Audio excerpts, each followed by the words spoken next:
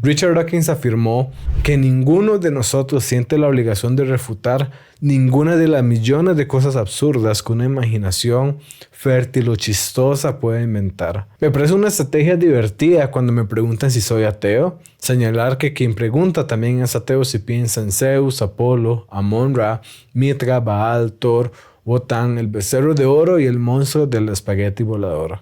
Yo solo voy un Dios más allá. Vemos también cómo esa cita es poderosa retóricamente hablando, porque empieza creando el panorama que implica que la existencia de Dios es una idea absurda, creada por la imaginación fértil y chistosa de las personas, y que no deberíamos sentirnos obligados a considerar la idea seriamente, del mismo modo a que no nos sentimos obligados a considerar seriamente la idea de Santa Claus.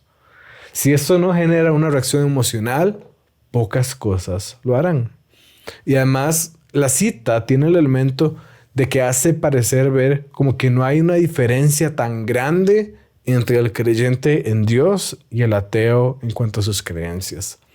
Dawkins pareciera decir que los creyentes en Dios están de acuerdo con él básicamente en todo, menos en una cosa, y que esa cosa tal vez no sea tan importante después de todo. Sin embargo, esta cita tiene poca fuerza sin contar este impacto emocional que es lo que puede generar al principio. Primero, es importante clarificar que Dios, el Dios verdadero de la Biblia y el cristianismo, no es igual a todos esos otros dioses y que la creencia en Dios no es comparable ni está fundamentada de la misma manera. Cuando hablamos del Dios de la Biblia, hablamos del creador de todo lo que existe aparte de él, un ser infinito en poder, conocimiento y toda perfección. Los otros dioses, como por ejemplo los dioses romanos o los egipcios, eran finitos, imperfectos y tenían límites muy definidos. Simplemente es un error agruparlos en una misma categoría.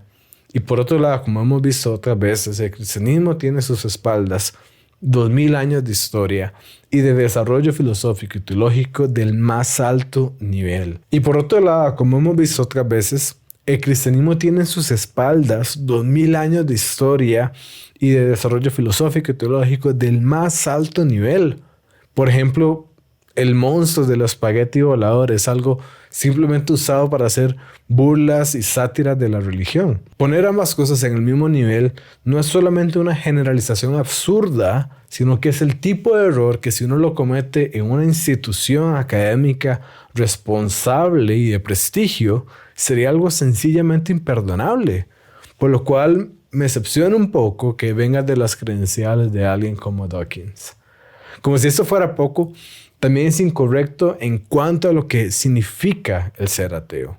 El ser ateo no significa la negación de una creencia. Sería absurdo decir que yo soy ateo con respecto a que la tierra es cuadrada. Y eso no tiene sentido, como no tiene sentido decir que yo soy ateo respecto a la existencia de un Dios, pero no respecto a la de otro. ¿Te has topado con frases impactantes en contra de tu fe que te dejaron en shock y sin respuesta?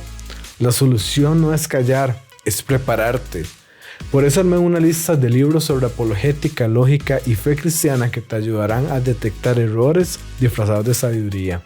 Entra a diegofalles.com/recomendados y encontrá títulos ordenados por tema y elegí con confianza, sin tener que navegar entre blogs aleatorios o consejos de inteligencia artificial con la teología de Mark Zuckerberg. No dejes ataques sin respuesta y ve a diegofalles.com/recomendados. Y a pesar de que muchos actualmente quieran cambiar la definición de lo que ser un ateo significa, eso en realidad significa que la persona afirma que no existe ningún Dios. Pero si yo niego la existencia de unos dioses, pero afirmo la existencia de Dios, del Dios de la Biblia, yo no soy ateo del todo.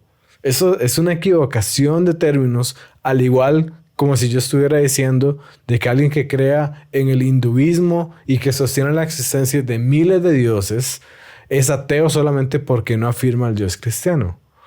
No tiene sentido. Pero el error principal de la cita es otro y es más importante que todo eso que hemos visto. Y es que Dawkins habla de solamente negar la existencia de un Dios más. Y lo dice tan a la ligera como si estuviéramos hablando de correr nada más 10 metros más en una carrera de 5 kilómetros. Como si estuviera hablando de nada más voy a correr esto un pasito más allá, como si fuera algo de sencillamente llevar el asunto un poco más allá de lo que el resto de las personas lo lleva constantemente.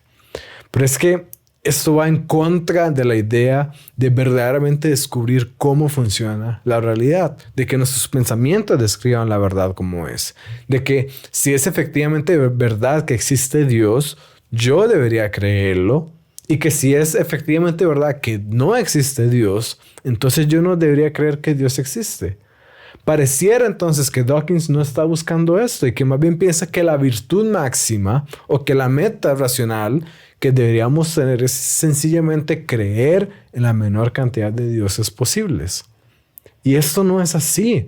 ¿Qué pasa si buscando creer en la menor cantidad de dioses posibles, dejas de creer en el que efectivamente existe, en el que sí deberías creer? ¿Qué pasa si ese Dios que se elimina solamente por ir un paso más allá resulta ser el correcto, resulta ser el verdadero? En este caso, fallamos por completo en nuestra meta de conocer la verdad. Fallamos por completo en nuestra meta de conocer el aspecto más fundamental de la realidad. Por eso tenemos que, a pesar de que esta cita pareciera iluminar el camino a seguir adelante y sostener los principios racionales, en realidad va en contra de la razón, la lógica, y nos compromete ciegamente a desechar creencias sin una razón de peso. Acá te paso un dato curioso, y es que los que ven el video hasta el final, se suscriben y comentan, tienden a tener opiniones más inteligentes. Y esto no lo digo yo, lo dice la ciencia. Bueno, sí lo digo yo.